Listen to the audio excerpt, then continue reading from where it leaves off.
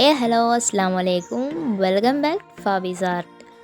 അപ്പോൾ നമ്മളിന്ന് ഉണ്ടാക്കാൻ പോകുന്ന ഒരു സ്വീറ്റ് കോണിൻ്റെ റെസിപ്പിയാണ്. അപ്പോൾ വീഡിയോ ആദ്യമായിട്ട് കാണുന്നവരാണെങ്കിൽ ലൈക്ക് ചെയ്യുക, ഷെയർ ചെയ്യുക, കമൻറ്റ് ചെയ്യുക, സബ്സ്ക്രൈബ് ചെയ്യുക, ബെല്ലൈക്കൺ അമർത്തുക.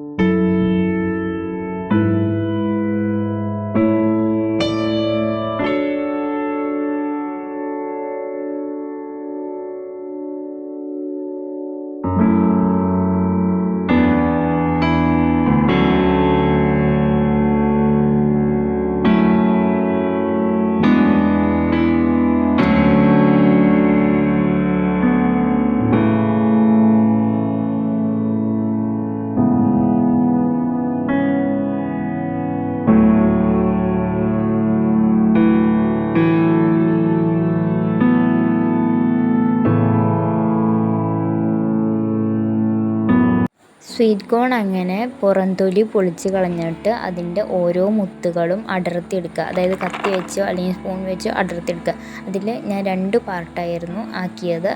ഒരു സ്വീറ്റ് കോണിനെ മൊത്തത്തിൽ 2ആയിട്ട് ഡിവൈഡ് ചെയ്തിട്ട് ഒരു പാർട്ട് മുത്തുകളായിട്ട് എടുത്തു, അതുപോലെ തന്നെ ഒരെണ്ണം മൊത്തത്തിലെടുത്തു.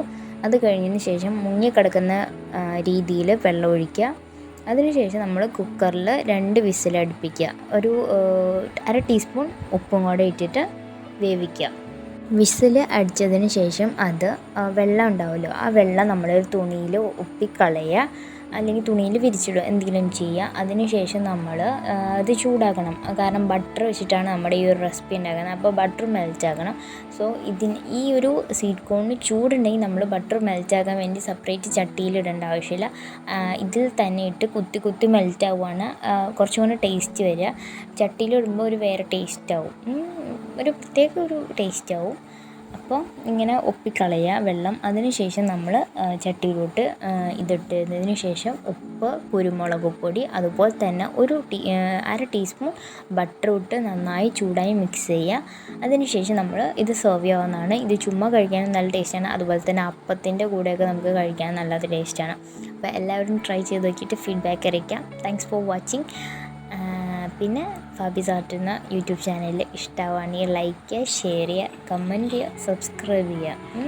അപ്പോൾ ബെല്ലൈക്കൺ അമർത്തുക. പിന്നെ ഫാമിലി ആൻഡ് ഫ്രണ്ട്സിനൊക്കെ ഷെയർ ചെയ്യുക, കമൻറ്റ് ചെയ്യുക. എന്തെങ്കിലും ഒരു ഹേർട്ടെങ്കിലും ഒരു കമൻറ്റ് ചെയ്യുക വീഡിയോ ഇഷ്ടമായിട്ടുണ്ടെങ്കിൽ കേട്ടോ. അപ്പോൾ thanks for watching. Bye bye, Tata.